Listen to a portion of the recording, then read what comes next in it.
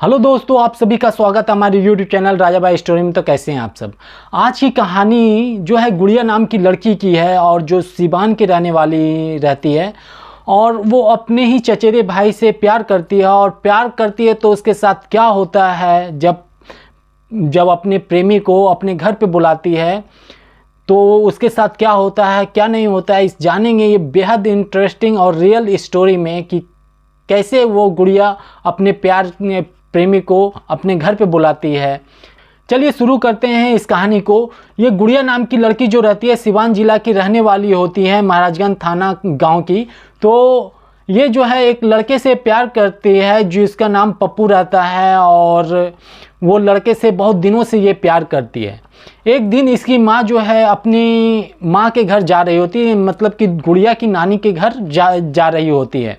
गुड़िया को बताती है कि मैं जा रही हूँ तुम्हारी नानी के घर, तो तुम अच्छे से रहना, अपने ख्याल रखना और तुम्हारी जो बहन है वो सबको भी ख्याल रखना। तो इस तरह बोल करके वो चली जाती है। जब गुड़िया देखती है कि मेरी माँ मेरे घर पे नहीं है और अभी मैं जो चाहूँगी वो कर सकती हूँ, तो गुड़िया जो है अपना प्रेमी जो चचेरे भाई रहते हैं उसको कॉल करती है और कॉल करके जो बुलाती है, वो भी दूसरे डिस्ट्रिक्ट में रहने वाले होते हैं, उधर से 30 किलोमीटर के दूरी पर रहने वाले होते हैं। तो उसको कॉल करके बुलाती है कि पप्पू तुम आ जाओ, मेरे घर पे मेरी माँ नहीं है तो आज आ जाओ मिलने के लिए। तो वो भी लड़का प्रेमी जो रहता है प्यार में पागल रहता है, अपने ही रिलेशन में रहता है लेकिन प्यार में पागल रहता है। वो आ जाता है, 12 बज रहा होता है रात और वो मिलने के लिए आ जाता है, क्योंकि 12 बजे गांव में सब सो चुका होता है, 8 बजे ही सो जाता है, 12 बजे पूरा सन्नाटा हो जाता है।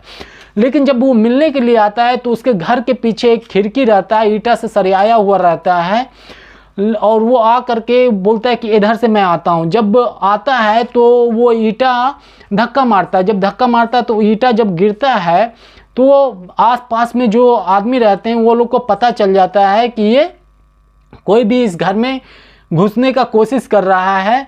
तो पूरा सब जाग जाते हैं और जाग करके खड़े हो जाते हैं, क्योंकि उसके घर में भी उसके चाचा उच्चा रहते हैं, कुछ फैमिली का आदमी रहते हैं। तो जाग जाते हैं, जाग करके देखते हैं कि क्या कौन आ रहा है और कहाँ आ रहा है।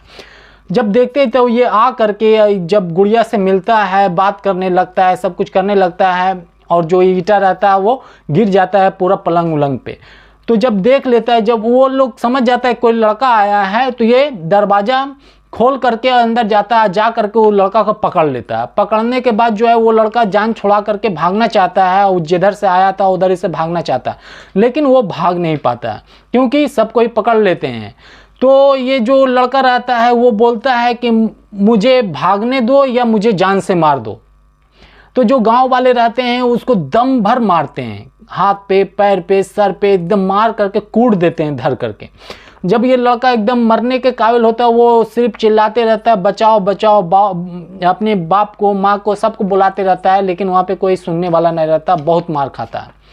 जब मार खाने के बाद जब सुबह होता है तो पप्पू की माँ को बुलाया जाता है, उसके पिताजी को बुलाया जाता है। पिताजी को बुलाने के बाद सब मिल करके बैठते हैं, बैठ करके जो है बात करते हैं। तो जो गुड़िया के पिताजी रहते हैं वो बोलते हैं कि देखिए अभी आपका बेटा मेरे बेटी के साथ पकड़ाया है, 12 बजे रात को मिलने आया था, तो उल्टा पुल्टा जो भी किया है ये मेरी बेटी के साथ, तो पूरे गाँव समाज में बदनाम हो गई है। तो अब मेरी बेटी से अपना बेटा का शादी करवा लीजिए और शादी करवा करके अपने घर ले जाइए मेरी बेटी को और अपने बेटे को भी।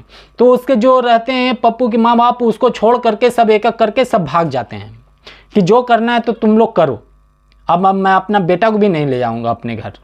तो यहाँ पे पप्पू फंस जाता है और जो उसके जो गुड़िया की माँ बाप रहती है, यहाँ पे गुड़िया की माँ भी जो सुनती है, जो यहाँ पे गुड़िया की माँ रहती है वो भी सुनती है कि मेरी बेटी ऐसे ऐसे कांड कर दी, तो वो भी आ जाती है वापस। आने के बाद दोनों का शादी करवाया जाता है। शादी करवाने के बाद जो है इससे गुड़िया की माँ से पूछा जाता है क्या आप इसको दामाद को के रूप में एक्सेप्ट करती हैं। तो गुड़िया की माँ बोलती है कि जो मेरे गोद में खेला, जो मेरा भतीजा लगेगा उसका बच्चा को मैं खिलाऊंगी, मैं इसको दामाद जिंदगी में भी नहीं मानूंगी। ये गलत किया है और शादी सब पूरा मोहल्ला वाला पूरे गांव वाले करवा दिए हैं, लेकिन मैं इसको ज़िंदगी में दामाद नहीं मानूंगी, ये जो भी कर ले।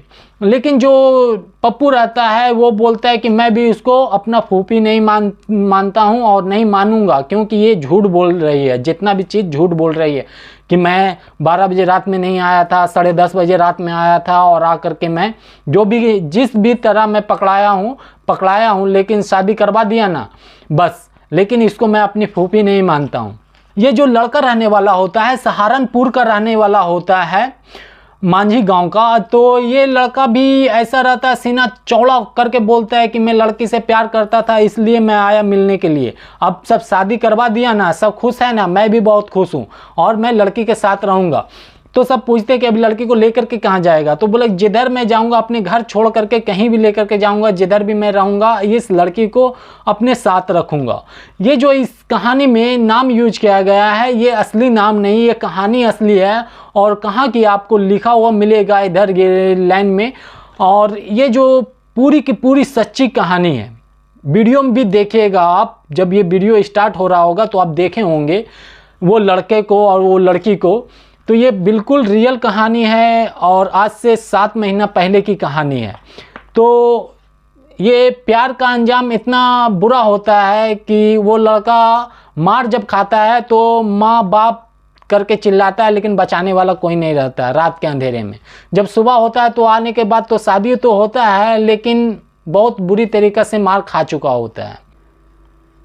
तो चलिए मिलते हैं फिर एक सच्ची और अच्छी कहानी में, तब तक के लिए बाय, जय हिंद। और ये वीडियो को लाइक, कमेंट और मेरे चैनल को सब्सक्राइब जरूर कीजिएगा। चलिए मिलते हैं, जय हिंद।